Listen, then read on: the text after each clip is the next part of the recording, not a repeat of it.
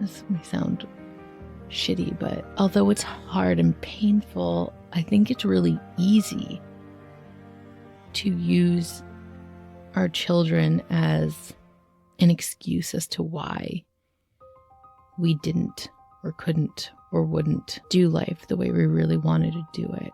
We can build our lives around these blanket statements of, I could never leave them for that long, or I could never this, or they could never that, and we won't ever know until we try it. Yes, there were definitely points in which I felt homesick and guilty, but not really guilty. I think that sentence comes out of my mouth because it's the common sentence. It's the common sentiment when a mother is away from home, but our children are not ours. They don't belong to us. We are here to guide them. They are their own beings.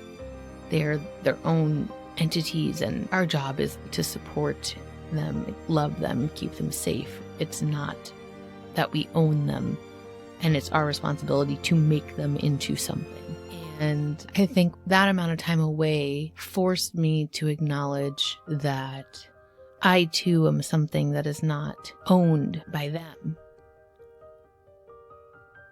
I am not owned by my family, by my life. I am first and foremost a human being. Help Me See is a podcast dedicated to the art of seeing. It's a space for the restless visionary with an insatiable desire to create the life and work you're meant for. My name is Bianca Leah Mora, and I'm a photographic artist, a mother, and a coach who's transformed my fear of loss into power, art, and philosophy. One of the scariest quotes I never want to say is, "I wish I knew at the time." But I truly believe that we have the innate ability to bring our wise 2020 hindsight to our now. You can deeply experience your nostalgia now while it's actually happening with no regrets. All you have to do is see. In this show, we laugh, we cry, we get inspired, we overshare. We have life-changing conversations around making meaning, self-discovery, and shedding all of the BS layers in order to reconnect to our own sacred vision. Seeing yourself is an essential key to living powerfully. You are the vessel, the lens that filters absolutely everything in your life. What are you filtering for? Whether it be conversations with fellow artists and visionaries or my solo audio journal style introspective ramblings, each episode is meant to feel like an exhale, an unraveling of truth, a moment for you to be able to put your finger on something that you haven't been able to for far too long. Come exactly as you are. It's perfect. Honor your instincts. Let's uncover some of the most important things in our lives, which all too often can slip out from our view.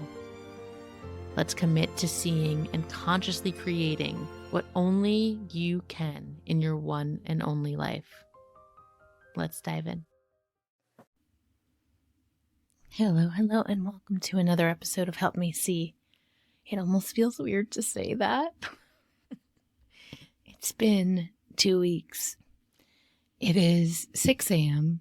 and I am back in my basement after 2 weeks away from home. I went to Europe.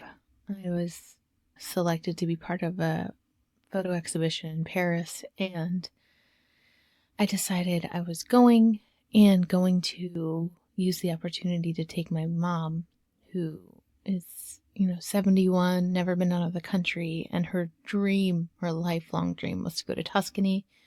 If you've ever seen Diane Lane's movie Under the Tuscan Sun, that is why. Yeah, it was a whirlwind. I flew to and from Florida on the front and back end so that I can see my dad and my niece and accompany my mom on the plane. And I'm not quite ready to talk about Europe. I just don't feel like I've had the time to process it.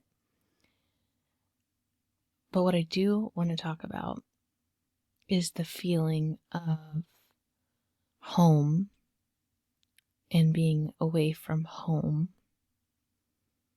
And I want to talk about this mug.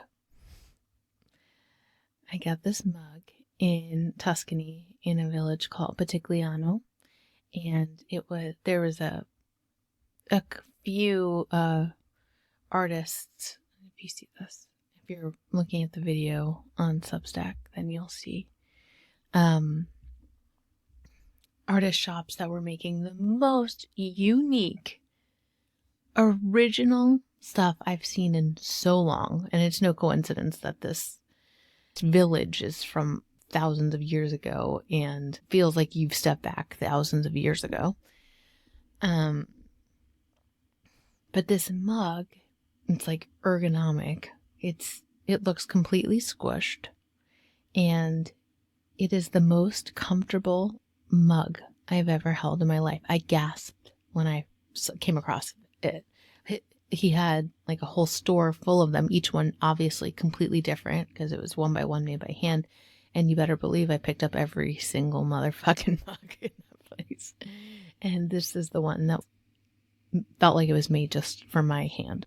And I think it's so funny how absolutely unnatural it looks. And yet it is the most natural feeling I've ever had holding a mug.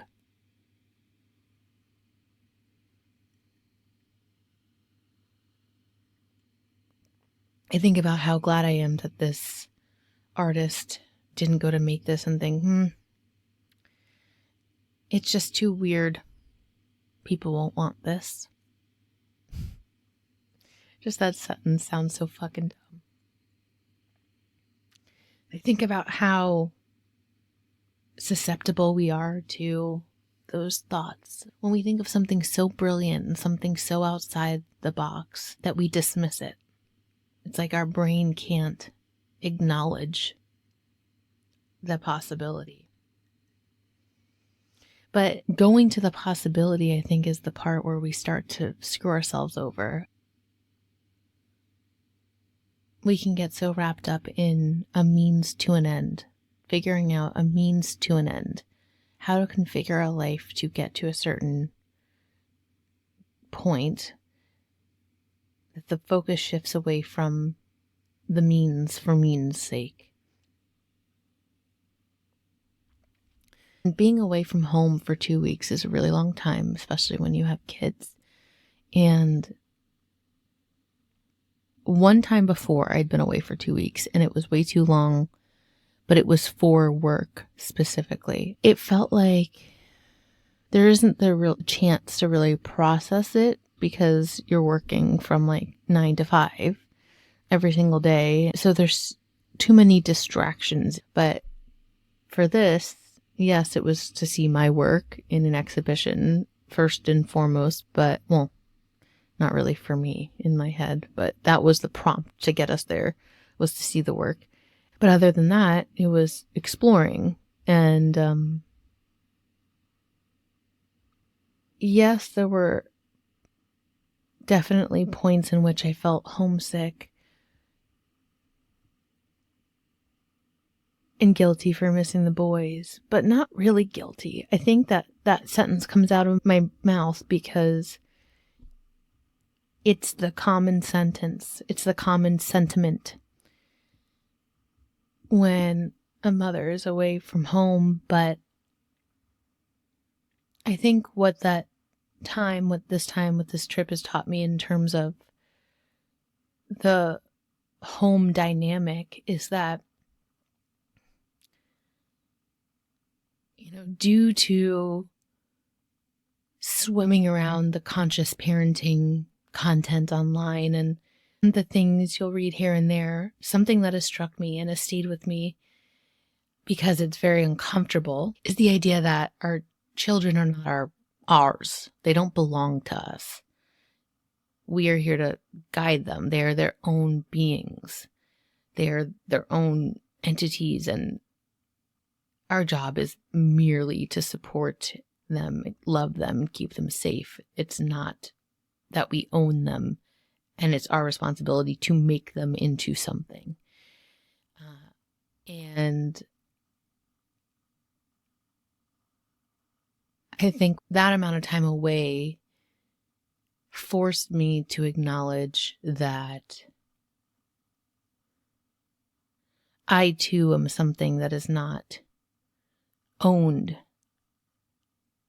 by them, which is weird.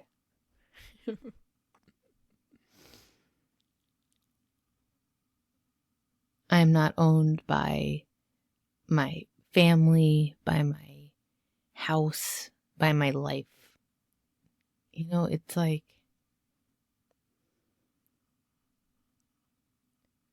I am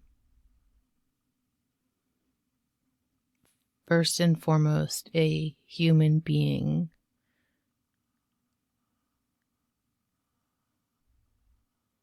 And outside of all of the tasks and duties and responsibilities and even the preferences and, hobbies and habits that I have,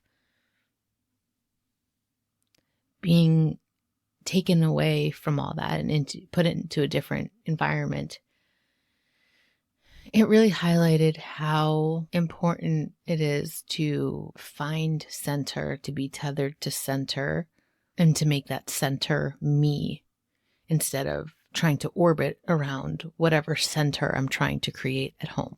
Does that make sense? No. It makes sense in my head. Like, there were a lot of things that I would have done differently on this trip. I wanted to really make sure that we experience some of the more noteworthy things. I don't know, if my mom will come back here or not. And I really wanted her to see as much as possible. And if it were just me, if I were there alone, I wouldn't have planned anything. I don't really like traveling. Although I'm so grateful for the trip and I'm so happy to have experienced Europe, I don't like going somewhere for a week or so at a time. Like, if I'm going to go somewhere, honestly, I'd rather move. I'd rather just move there. But I think any form of traveling that I would like to do would be going somewhere for a couple months and just being there and deciding what I want to do while I'm there. Like, where my energy takes me. I don't like planning and having to find a time slot and to feel this pressure to hit all these things and make the most of your time. I don't like that. But it was good too. It was good for me to experience like that reinforcement of like, yeah, I don't regret doing it this way. I'm so happy that we saw what we saw. We went to the Louvre and we went to the Palace of Versailles, and like my mom got to see these amazing things. So did I. But you hear all over and over again, oh, what are you going to do? Do you have plans? Did you do this ahead of time? Really should. You really blah, blah, blah. Like all of these blanket, well-meaning, well-intentioned words that make you feel like, oh, I should. I must. And, being there and being honest with myself. Yes, that's a version of this. And it's not my version. And in that same vein, the reminder of, oh,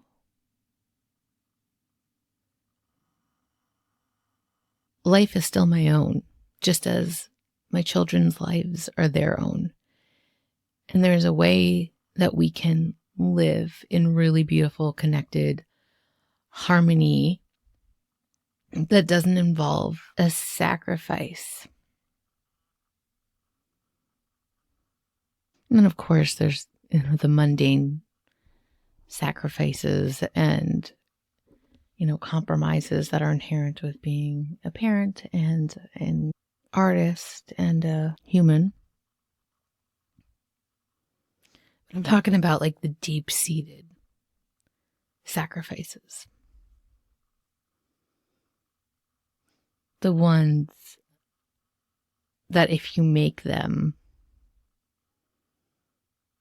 in your gut as you're making them, the regret that will come. Like at the end of your days.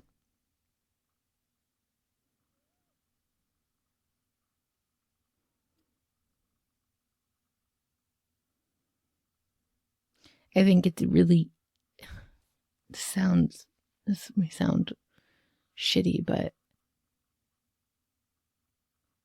although it's hard and painful, I think it's really easy to use our children as an excuse as to why we didn't or couldn't or wouldn't do life the way we really wanted to do it.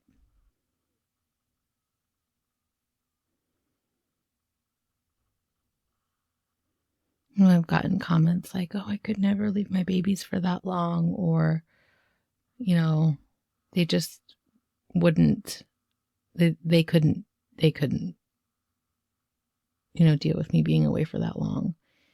And, not saying that in an offensive way for me at all, but just matter of fact. And, my kids are obsessed with me, like obsessed.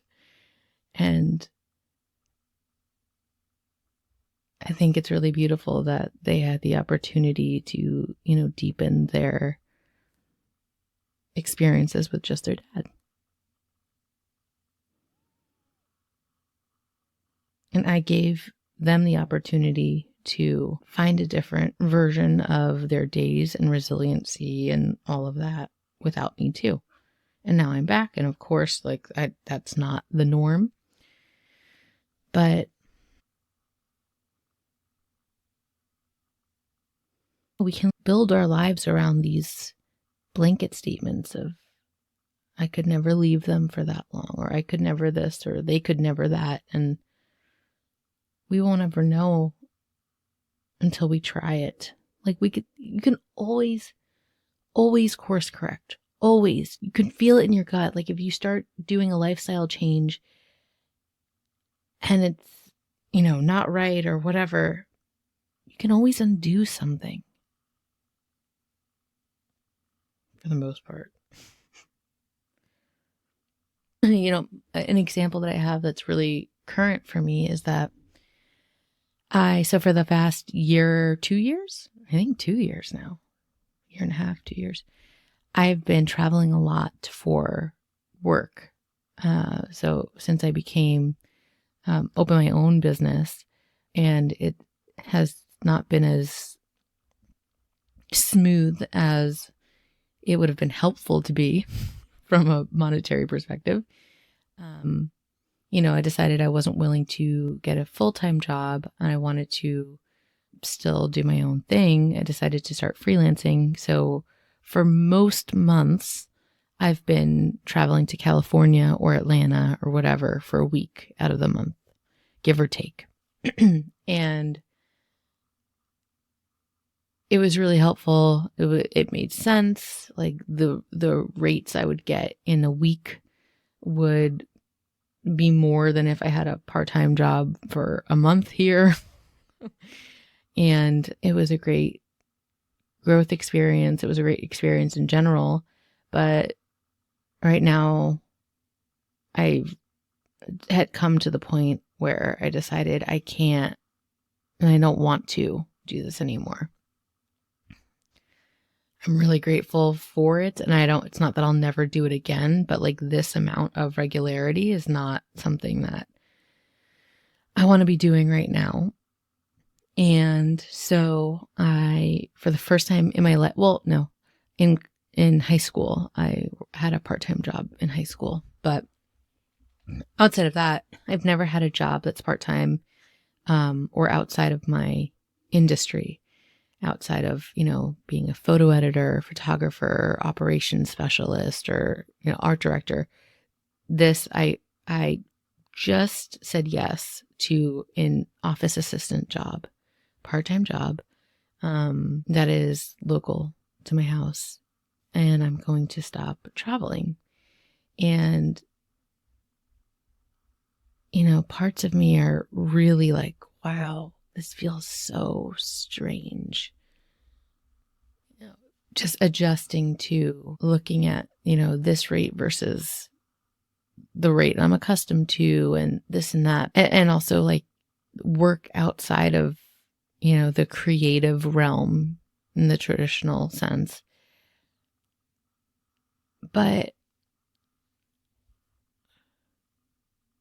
I have a hunch that this might be exactly what I need. And if it's not, I'll undo it. But I have a hunch that this mug, it's like this mug. It might look really strange, and the way I'm describing it might sound really strange, how it's got a huge dent and it looks like it was smushed and it was an accident.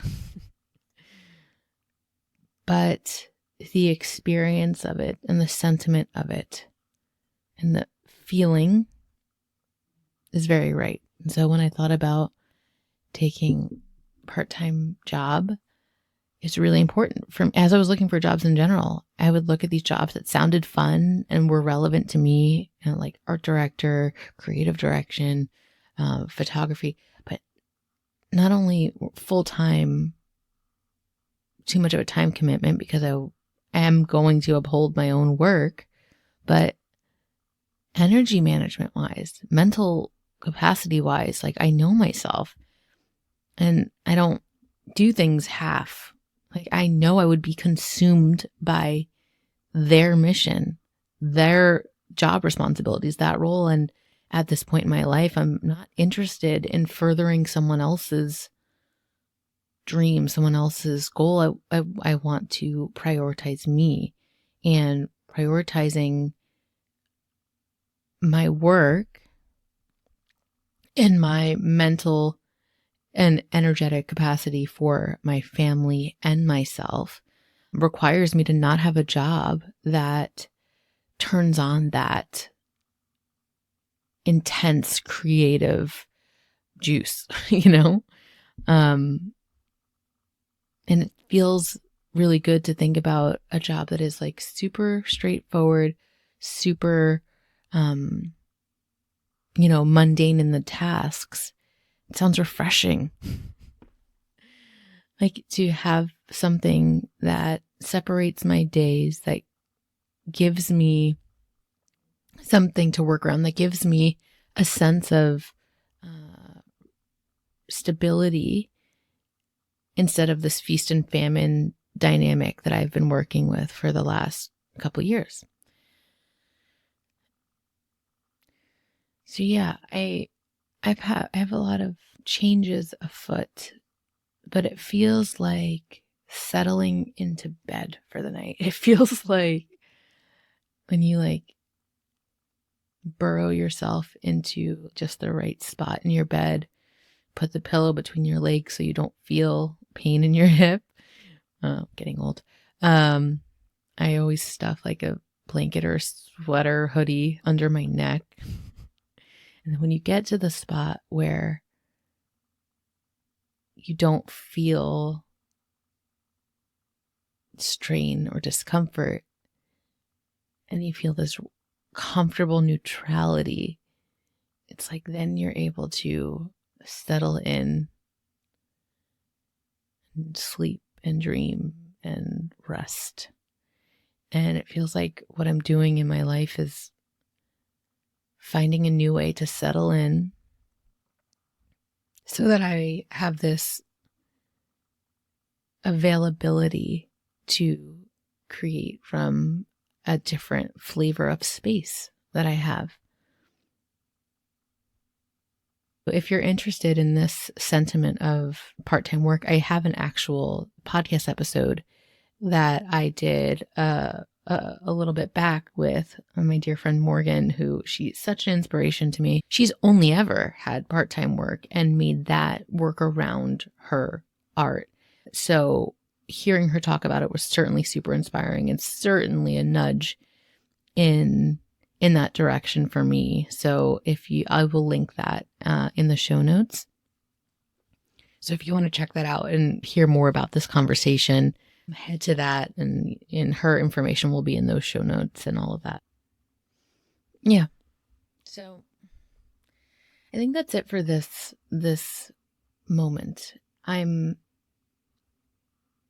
feeling really antsy to talk about some of the breakthroughs I've had, some of the experiences I had in Europe and all of this, but it feels really important to ground into this sense of, being back home after 2 weeks away and speaking to that first and foremost, because I think that that's a big hump that many of us can't get past to begin with, this idea of leaving for so long. I just want to highlight the importance of it.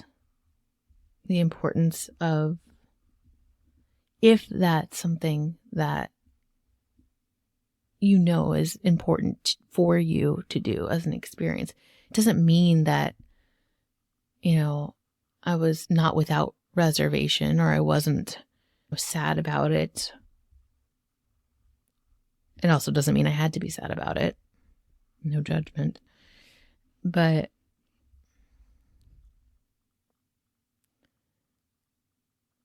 that amount of physical space and mental space opens up the possibility to nuzzle into your home life in a way that feels more you, once you're able to recognize, like, oh, that's not actually working for me as a human, not just me as a mother or a spouse. Like, me as a person has just as much stake in my everyday life than my maternal duties or my relationship duties or my job duties or what have you. And everyone can and will survive without me. I think that's hard to digest.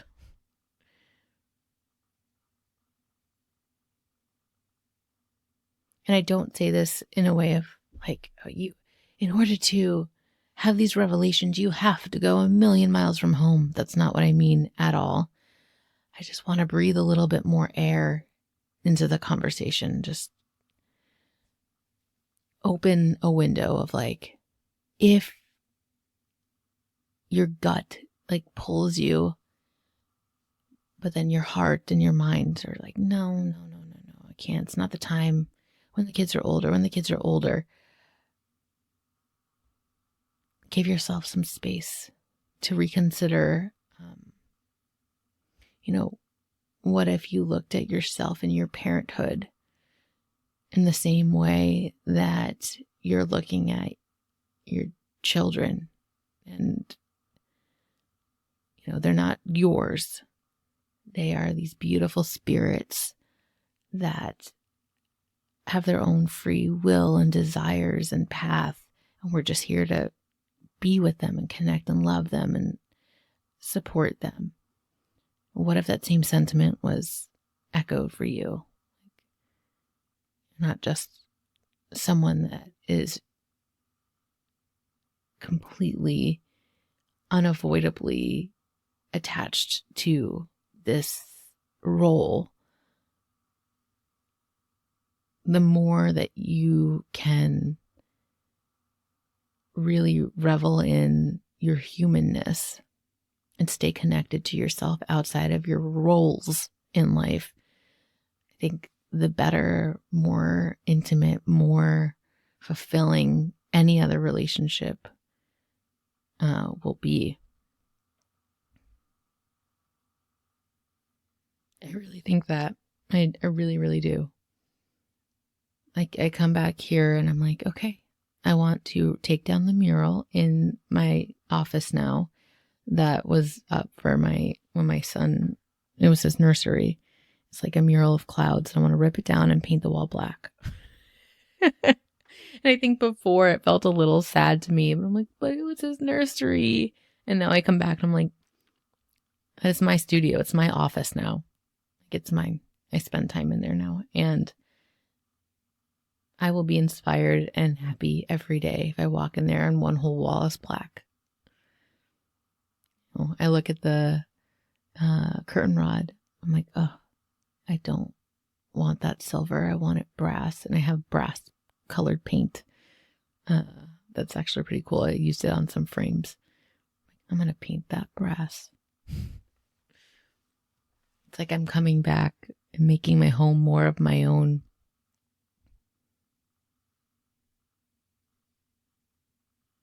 How can you make your life more of your own? And maybe you have to look at it like this mug. Maybe it's whatever changes you make are going to look really strange to others and even to yourself. But when you feel them, you'll know it's right.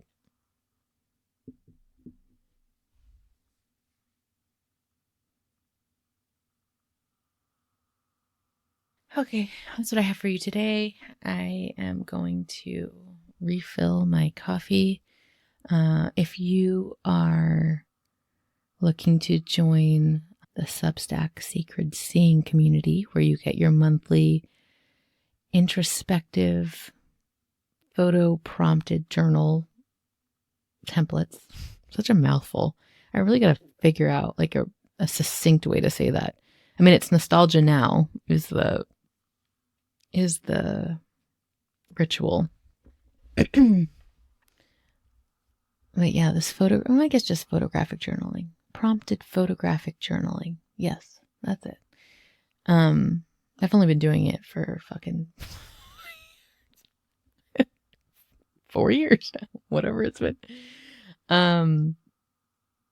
If you want to receive that and the perks of being part of the Sacred Seeing Collective, then head to my Substack and check it out. I will see you next week. This has been an Awkward Sage production.